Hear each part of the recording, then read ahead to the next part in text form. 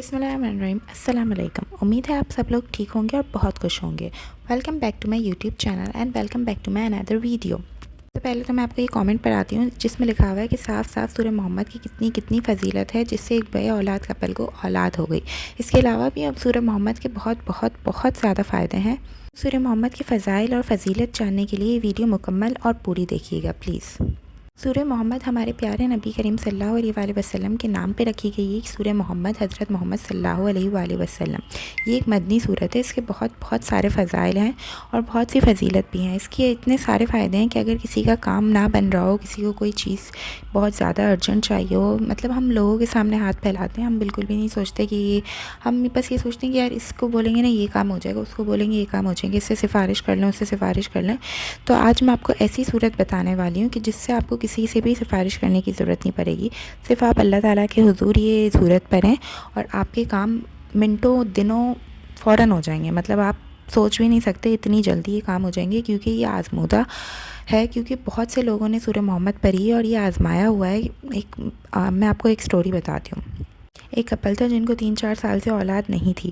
وہ اپنا medical test وغیرہ بھی کرا رہی تھی پر اس کو کوئی فائدہ نہیں ہو رہا تھا۔ ڈاکٹر یہی کہہ رہے تھے کہ اس میں اللہ کی مرضی ہے، کسی میں کوئی فالٹ وغیرہ نہیں ہے، نہ ہسبینڈ میں نہ وائف میں۔ پھر بھی وہ میڈیکل چیک اپ کرا رہی تھی اور اس کو اتنے سانس کے تانے اور یہ سب کچھ ملتے تھے، پھر بھی وہ ڈپریشن میں جا رہی تھی اور اینزائٹی کا شکار ہو رہی تھی۔ اس کے بعد اس نے سورہ محمد کا یہ وظیفہ شروع کیا۔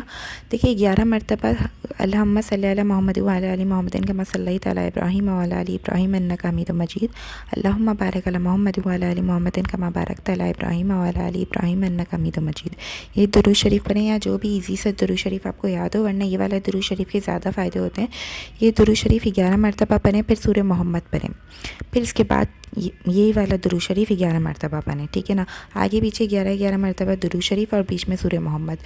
مغرب کی نماز کے بعد یہ عمل آپ کو بیٹھ کے کرنا ہے۔ انشاءاللہ اللہ تعالیٰ آپ کو اسی مہینے میں خوشخبری سنا دے گا، کیونکہ اس نے یہی عمل کیا اور اس کو 1 سے 2 مہینے میں یہ خوشخبری مل گئی، کیونکہ وہ میڈیکل چیک اپ تو کروا ہی رہی تھی، اس کے ساتھ ساتھ اس نے یہ وظیفہ بھی شروع کر دیا اور آج اس کے گھر میں پیارا سا بیٹا ہے۔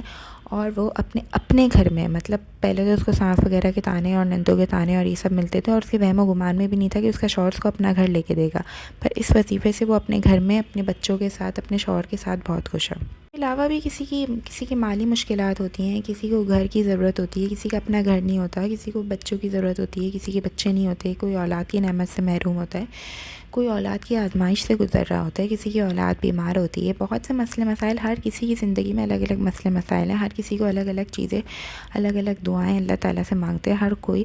تو یہ وظیفہ آپ کریں، سورہ محمد پڑھیں۔ سورہ محمد کے اتنے زیادہ فائدے ہوتے ہیں کہ میں بیان نہیں کر سکتی۔ اگر کوئی میاں بیوی آپس میں جھگڑے ہوئے ہیں، کوئی کسی کے بیچ میں اختلافات ہو رہے ہیں، تو یہ سورہ محمد کا وظیفہ انشاءاللہ شروع کریں اور اس نیت سے شروع کریں کہ اگر یہ ہمارا کام ہو بھی جائے گا پھر بھی ہم سورہ محمد پڑھنا نہیں چھوڑیں گے۔ مطلب ہم اللہ تعالیٰ سے کوئی ڈیلنگ تھوڑی کریں کہ یار یہ والا کام ہوگا تو میں یہ والی صورت پڑھوں گی اور یہ والا کام نہیں ہوگا تو پھر میں چھوڑ دوں گی، یہ وہ ایسے نہیں کرنا چاہیے۔ ہم اللہ تعالیٰ سے کبھی بھی ڈیلنگ نہیں کر سکتے، کیونکہ اللہ تعالیٰ کو پتہ ہے ہمارے حق میں کیا بہتر ہے اور کیا بہتر نہیں ہے۔ تو اللہ تعالیٰ تو کن کہیں اور سارے کام ہو جاتے ہیں، پر اس میں ہماری کیا بہتری ہے کیا بہتری نہیں ہے یہ تو صرف اللہ تعالیٰ کو پتہ ہے نا۔ تو ہم اللہ تعالیٰ سے کوئی ڈیلنگ نہیں کر سکتے، ہم صرف یہ کہہ سکتے ہیں کہ یار یہ والا کام ہمارا ہو جائے انشاءاللہ تعالیٰ۔ ہم اللہ تعالیٰ سے دعا کر سکتے ہیں، اچھی نیت کر سکتے ہیں، اور سب سے پہلے تقویٰ، ہمیں اللہ تعالیٰ کے اوپر تقویٰ ہونا چاہیے، توکل ہونا چاہیے کہ یار یہ کام ہمارا صرف اللہ تعالیٰ ہی کر سکتے ہیں اور کوئی نہیں کر سکتے۔ اور ہم انسانوں سے پتہ نہیں کیوں امیدیں لگا کے بیٹھے ہوتے ہیں کہ یار یہ کام یہ بندہ کر دے گا، یہ میرا بھائی کر دے گا، یہ میرا شوہر کر دے گا۔ کوئی کام کوئی بھی نہیں کر سکتا اگر اللہ تعالیٰ نہ چاہے۔ تو ہمیں صرف اللہ تعالیٰ سے امید رکھنی چاہیے، اللہ تعالیٰ کے حضور گر گرانا چاہیے اور اللہ تعالیٰ سے ہی دعائیں مانگنی چاہیے۔ یہ صورت آپ فجر کے بعد بھی پڑھ سکتے ہیں، عشاء کے بعد بھی پڑھ سکتے ہیں، مغرب کے بعد بھی پڑھ سکتے ہیں، جب بھی آپ کے پاس ٹائم ہو آپ پڑھ سکتے ہیں، پر مغرب کے بعد کے زیادہ فضائل ہیں۔ باقی انسان کے پاس جب ٹائم ہو وہ انسان پڑھ سکتا ہے، کیونکہ اللہ تعالیٰ کے کلام میں کوئی کسی چیز کی پابندی نہیں ہوتی ہے۔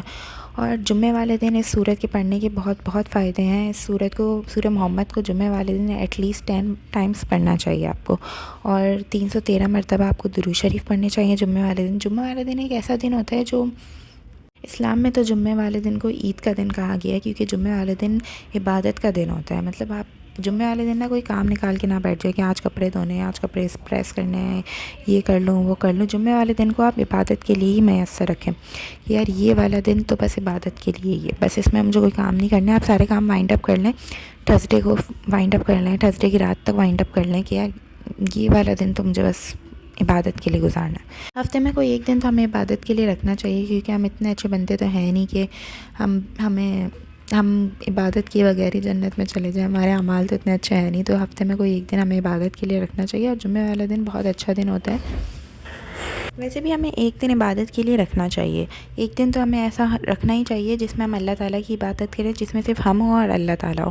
دنیاوی کام اور یہ سب تو ہمارے چلتے ہی رہتے ہیں، پر عبادت کے لیے بھی تو ایک وقت میسر کرنا چاہیے نا ہمیں۔ تو ہم ویسے تو دن رات بزی ہوتے ہیں بچوں میں، شوہر میں، ہاؤس ہولڈ ورک میں، مطلب ہم باہر کام کرنے جاتے تو وہاں تو ایک دن تو انسان کو رکھنا چاہیے، یا تو جمعہ والا دن یا اتوار والا دن۔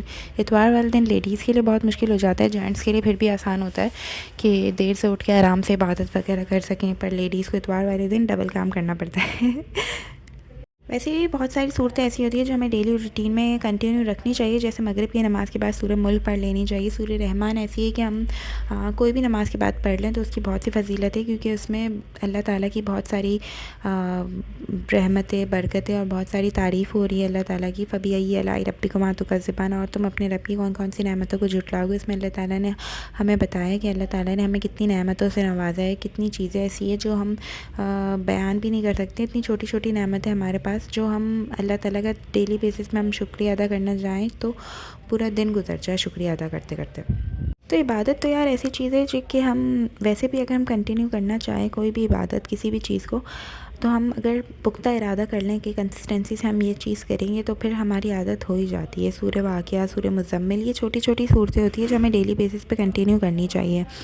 اس کے علاوہ ہمیں قرآن پاک کی تلاوت روز کرنی چاہیے، مطلب جیسے شعبان اور رمضان کا مہینہ تو ایسا ہوتا ہے جس میں قرآن پاک ہمیں کھولنا ہی چاہیے ڈیلی بیسس پہ، کیونکہ ایک طرح سے پھر اس طرح ہمارا قرآن پاک بھی ختم ہو جاتا ہے۔ جیسے ہم قرآن پاک شروع کرتے ہیں، رمضان میں قرآن پاک ختم کرنے کی بہت ساری فضیلت ہیں، اس کو پورے 30 پارے کو پڑھنا بہت ثواب کا کام ہے۔ پر رمضان تھوڑا سا جیسے بزی بھی ہو جاتا ہے، کیونکہ اس میں کھانے وغیرہ بنانے پڑتے ہیں اور بھی بہت سی چیزیں ہوتی ہیں۔ رمضان میں بہت کام ہوتے ہیں، اس میں تراویح بھی ہوتی ہے کہ تراویح کے لیے 1 گھنٹہ اس کے لیے چلا جاتا ہے تراویح پڑھنے کے لیے۔ تو پھر ہم شعبان سے اگر رمضان کا قرآن سٹارٹ کرتے ہیں تو وہ زیادہ ہمارے لیے بہتر ہو جاتا ہے۔ تو شعبان سے اگر ہم رمضان کا قرآن سٹارٹ کریں تو رمضان کے اینڈ تک رمضان کا قرآن ہمارے لیے ایزی ہوتا ہے ختم کرنا، صحیح ہے۔ پھر دوسری بات یہ ہوتی ہے تراویح کے لیے بھی ہمیں کنٹینیو کرنا چاہیے۔ تراویح تھوڑی ڈیفیکلٹ ہو جاتی ہے، پر اگر ہم اس نیت سے پڑھیں کہ یار ہمیں پڑھنی ہے کنسسٹنسی سے، تو ہم ختم کر سکتے ہیں تراویح بھی، اپنی مینیج کر سکتے ہیں گھر کے کاموں کے ساتھ، بچوں کو لے کے سب کچھ کر کے ہم تراویح بھی مینیج کر سکتے ہیں، کیونکہ ہم جب کھانا وانا بنا سکتے ہیں، ہر چیز کر سکتے ہیں، تو پھر ہم عبادت میں کیوں کمپرومائز کرتے ہیں کہ یار نہیں عبادت چھوڑ دو۔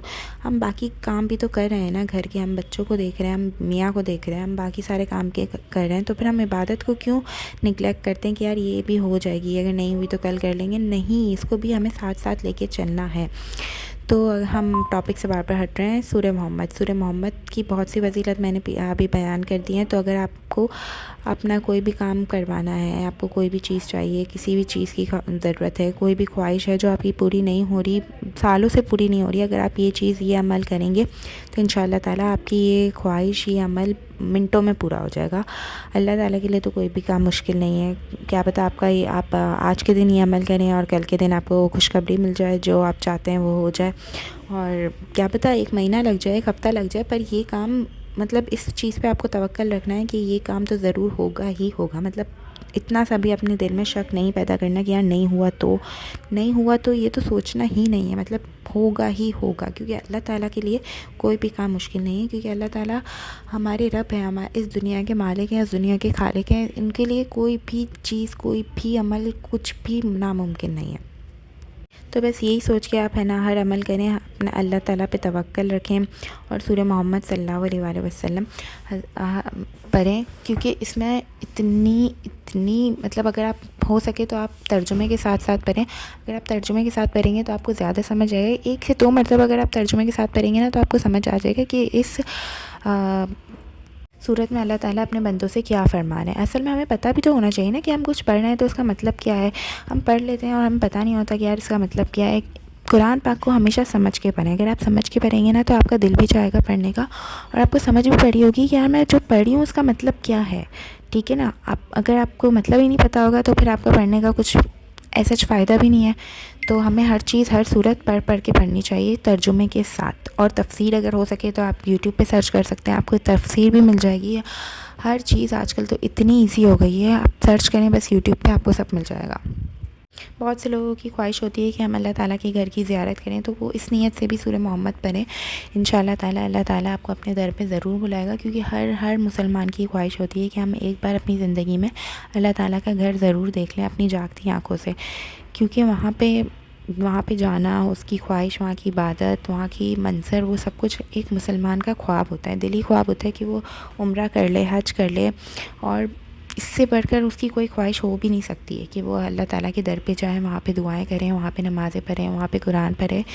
اس سے بڑھ کے کوئی انسان کی کوئی خواہش مجھے نہیں لگتا کہ ہو سکتی ہے.